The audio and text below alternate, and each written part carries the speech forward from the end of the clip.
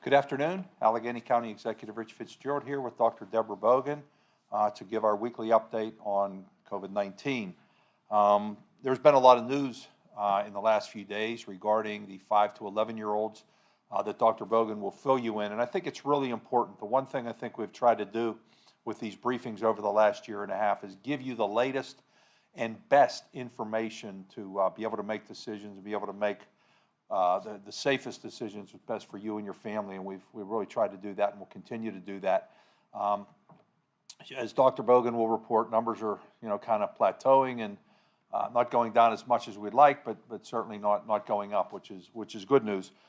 We do continue to see over 800,000 people who have been vaccinated at least with one shot of the vaccine, the eligible adult population, and as Dr. Bogan will talk about the 5 to 11-year-olds who, there's movement on that and what's going to happen and all those things that you can prepare for as we move forward. So with that, let me turn it over to Dr. Bogan.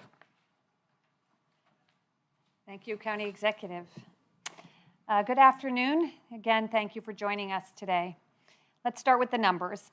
Little has changed since our last briefing 2 weeks ago.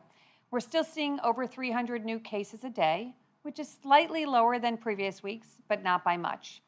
As I said before, I believe we've reached a plateau, but we are still not seeing a significant decline in cases, which I hope will come soon. Sadly, our deaths continue to increase. In the month of October, we've already had 105 deaths from COVID-19. And as I said before, these are mostly preventable deaths. So I remind you all to please go get your vaccine. Let me move on to the very encouraging news regarding children and COVID-19 vaccines. Yesterday, an advisory panel to the Food and Drug Administration recommended that Pfizer's COVID-19 vaccine for children ages 5 to 11 be approved for emergency use. I anticipate that the FDA will follow that recommendation and that next week the Advisory Council for Immunization Practices, the ACIP, will advise the CDC on whether to recommend the vaccine be given to children. Once the vaccine passes these hurdles, it will be up to parents to decide if they get their children vaccinated and when. Therefore, it is of utmost importance that parents have accurate information to make well-informed decisions for their children. I know firsthand how important our children's health is to all of us. I understand that some parents may be afraid of the unknown, and a newly approved vaccine may feel like an unknown. When making vaccine decisions, parents must weigh the risks of the disease itself against the risks and benefits of the vaccine. So please, allow me to provide some facts to help you make this risk-benefit decision. We know that children are much lower risk for severe COVID than adults and seniors, but the risk is not zero. According to the American Academy of Pediatrics and the Children's Hospital Association weekly Children and COVID-19 State Data Report, more than 6 million children in the U.S. have been diagnosed with COVID-19. This represents 16.5% of all cases to date. About 8,300 children between the ages of 5 and 11 have been hospitalized with COVID-19 in the United States. And COVID-19 is now in the top 10 causes of death for children in the United States. According to the CDC data, over 600 children 18 or younger have died from COVID-19, and nearly 100 were in that 5 to 11 age group. We also know that some children suffer from long haul or chronic COVID, including many in our community. However, we don't know what proportion of pediatric cases results in long haul or chronic COVID, and we don't know the long-term effects or impact of COVID on the health of our children. So those are some of the facts about COVID-19 and pediatric health. In general, children fare well, but not always. What do we know about the Pfizer vaccine for children ages 5 to 11? Pfizer presented data from their pediatric vaccine trial, which included over 2,200 children who were followed for at least 2 months. 2/3 of the children received active vaccine and 1/3 received placebo. The vaccine was over 90% effective at preventing symptomatic COVID disease. The vaccine was very safe. Pfizer enrolled an additional cohort of over 2,200 children to gather more safety data, And again, this group was randomized 2/3 to vaccine, 1/3 to placebo. The most common side effects were pain and redness at the injection site, which resolved in just a couple of days. Less common were symptoms like fever, headache, and fatigue. These were observed less often than in the trials among older adolescents and young adults. And again, these symptoms resolved in just a few days. There were no life-threatening events attributed to the vaccine. Finally, the blood testing demonstrated that children have a robust immune response to the Pfizer vaccine.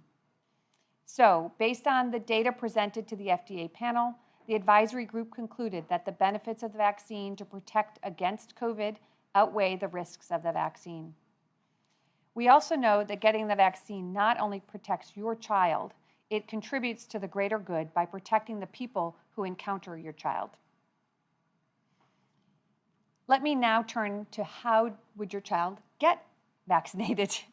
Based on my discussions with local vaccine providers, many vaccine providers in our county have already pre-ordered doses from the state, so they are prepared to offer vaccine when it is approved. The Pfizer pediatric dose is smaller than the adult dose. It's 1/3 of the strength of the vaccine given to those 12 and older. Children, like all others, should receive 2 doses at least 3 weeks apart. Most providers are planning smaller clinics and individual appointments, but larger clinics are possible based on demand. Pediatric vaccines will be available at all the same places they are now, at pediatric and family medicine offices, at the federally qualified health centers, at local pharmacies, and at the health department's immunization clinic downtown. I'm also aware that some schools and community-based organizations are planning events with their healthcare partners. I'm confident that the county's many vaccine providers will handle this latest vaccine rollout smoothly. I have been and will continue to be in close communication with them, and the health department stands ready to support vaccine rollout and fill gaps in distribution as they arise. I hope the demand for the pediatric vaccine is robust. I ask that parents be patient. It won't be possible to vaccinate every child in the 5 to 11 age range on day 1. But after the first week or 2, I expect the rush to lighten and for it to become easier to schedule an appointment. This really is another important step in our battle against COVID-19. So as your health department director and as a pediatrician, I assure parents the vaccines have been well studied and will continue to be studied. They are safe and they are effective. However, I also know that parents develop trust in their own child's doctor or healthcare provider. So I encourage you all to talk to your healthcare provider, the ones you trust. Ask them about the vaccines. Read the FDA Pfizer report. It's available online. The more you know about this vaccine, the better you'll feel. I appreciate your time. Thank you. Be safe and be kind. I'd just like to take one more thing before we end this briefing. I know these briefings are about COVID-19, but I want to take a moment to remember the victims of the Tree of Life Synagogue 3 years ago, who died 3 years ago today. My thoughts and prayers go out to all of those who lost loved ones on that day and to all those who lose loved ones in violence in our community. Thank you. Our first question today is from the Post-Gazette. Based on CDC indicators, it looks as if the county could move from the high level of community transmission to the substantial level soon. Is this indicative of a leveling off or even slowing down of the recent surge? Yeah, as I think I said in my comments, we've plateaued. We've really been at similar numbers for about a month, even more now. And it does look like there's a very slight decline in our numbers, but we continue to have a positivity rate over 7% according to the state dashboard. So I don't think we're there yet. And this question and final question from KDKA, with Pfizer getting closer to being approved for 5 to 11-year-old children, how should parents explain the vaccine and its importance to young children? And what kind of conversations should parents be having right now with their children? Well, thanks for that very timely question. One near and dear to my heart as a pediatrician. So when I'm talking to children, I always start with what do they know and what have they heard from their friends on the TV and family. And once you know what they know, you can correct, you can reinforce the information that's correct and gently correct any misinformation they may have heard from others. And based on their prior knowledge, you can then sort of add to that information. So it's helpful to relate it to something that they've experienced. So if there's been someone who's had a virus in the family recently, or someone who's had COVID in the family, it's helpful to relate it and talk about that. And I always explain that vaccines help our immune system fight, to augment or help our immune system. So when we get sick and we get a virus, our immune system responds, makes antibodies, and helps us get over that illness. So if a child had a cold recently, you can say, oh, like when you had your cold, you were sick for a couple of days, and then you felt better because your immune system responded. What a vaccine does is it helps your immune system respond more quickly if you get this particular virus. And this is a virus that's been in our community and has made a lot of people sick, and so this vaccine will protect you and protect other people. So that would be the approach I take. So use your best parent skills and listen to your children and respond to their questions at an age-appropriate level. That was the final question, if there are any closing remarks. Executive. Thank you, Dr. Bogan, and it really is good news. I know we've been expecting it, but it still is great to hear that the trials on the testing has gone well for the 5 to 11-year-olds and is about to be approved imminently. We can protect more people. It's certainly going to be able to protect many of our school-age children from kindergarten on up.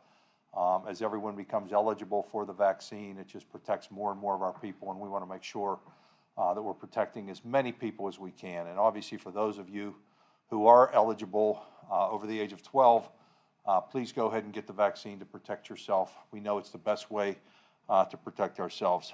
As our numbers appear to have plateaued, we're going to return to the every other week schedule of briefings that we have. So we will not be coming next week with a briefing, but we will be back on November the 10th at 4 p.m.